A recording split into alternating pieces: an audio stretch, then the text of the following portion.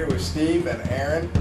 Steve actually is the owner and the coach and the man over at Philly Fight Factory. And of course, Aaron Meisner, everybody knows, local Philly favorite, Ultimate Fighter Season 7, rocking it out tonight. What a night. What a lot of surprises of a night. Well, what a night. I mean, it was crazy out there, huh?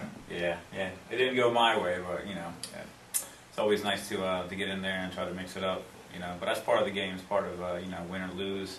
It's always full of surprises. So, hey, it makes you want to get back in there and try harder. No doubt about it. And if I could say so, man, the class, you know what I'm saying? Showing like going out with fans, so you're out there hanging out with fans, smiling, laughing. Yeah, it's nice to, even though you don't have a night that's yours, it's nice to have a lot of fans come up and take pictures with you and sign autographs and stuff like that. It makes you feel a lot better. Yeah. And for the love and a serious athlete, that's the key combination, Yeah. Mm-hmm. So that's good stuff. Well, in curiosity, I mean, being a coach and, being someone to work with and all that kind of stuff, what kind of things would you change? What kind of things would you have changed? Not even seeing the fight yet, but just kind of what kind of things would you have done differently? The whole game plan was to stay on my feet and for me to make dictate the pace of the fight. And I thought maybe as I was circling to my right and I could just see him just kind of following me, and he was definitely looking for a shot. I thought maybe I should have kept circling more, and I think I stopped for a second, just hesitated, and that was just enough time for him to throw some sloppy combo and take a shot, just like we knew he was going to do, And he got into my hips, and it was kind of in a position where I knew I was going down, and once I got to my back, it was a matter of trying to control him not getting him out, but he took him out. He felt really strong on the ground, I mean, obviously he's a black belt in jiu-jitsu, and that's his strong point. But I didn't at any point in the fight, I really didn't feel like I was in danger. I just felt like I just needed to kind of wait it out, ride it out, and I thought maybe if I could just hold him for a certain period of time, it felt like it was an eternity, that I was holding him.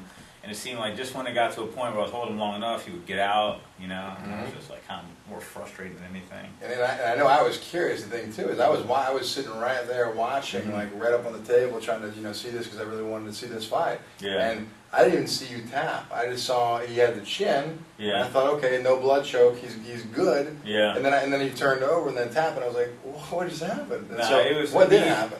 It was more of he didn't get a full under the neck, but it was more of a crank where my head was going to the side, and obviously he pushed his hips, and it was just discomfort, for my whole body and for my chin, and anytime you tap, you're just oh, I'll probably held that a little longer, Right.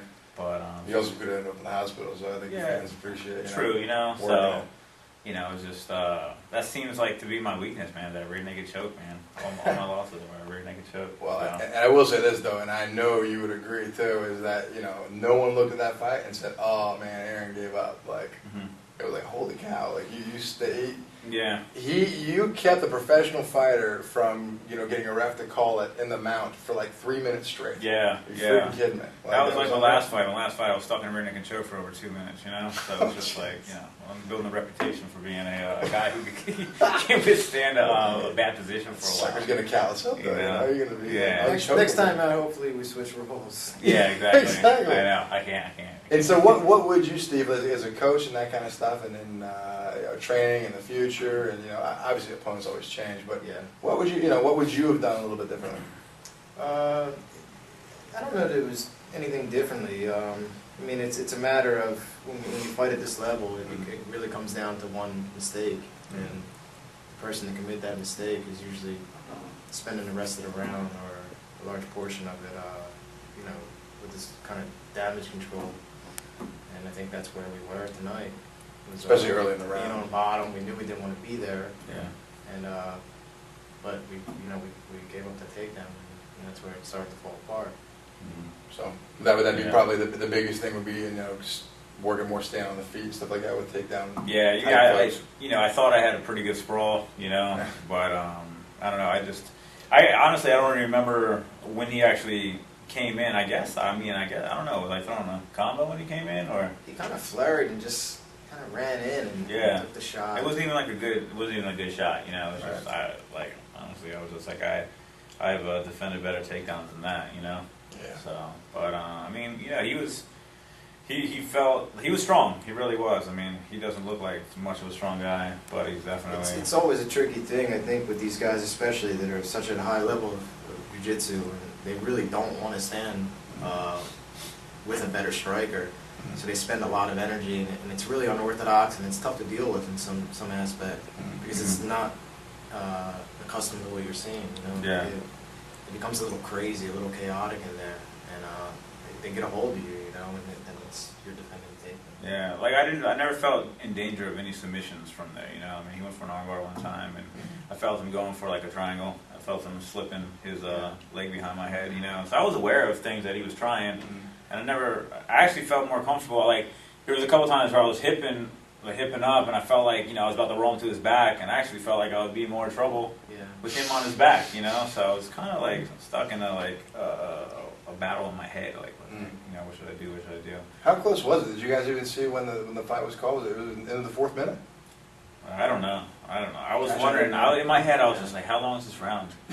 I was just like, it's got to be close. You know? It was, and no disrespect to Leonardo, but I was just like, come on, clock. I was like, I want to see a second round of these guys, you know? Yeah, you know, I felt him getting tired too. Like his punches started like that. And there was one point where I was just like side, you know, they were here and here and here, and I was just timing it, you know. It's a good move. And I was just stick one up, you know. But Slipping punches at the bottom. Absolutely. Well, guys, I just, you know, I want to be respectful and let you guys get back to your fans, back to your families, friends, and just kind of spend some time. But I want to make sure you guys know I respect the heck out of you, and you know, not for the video, just in truth.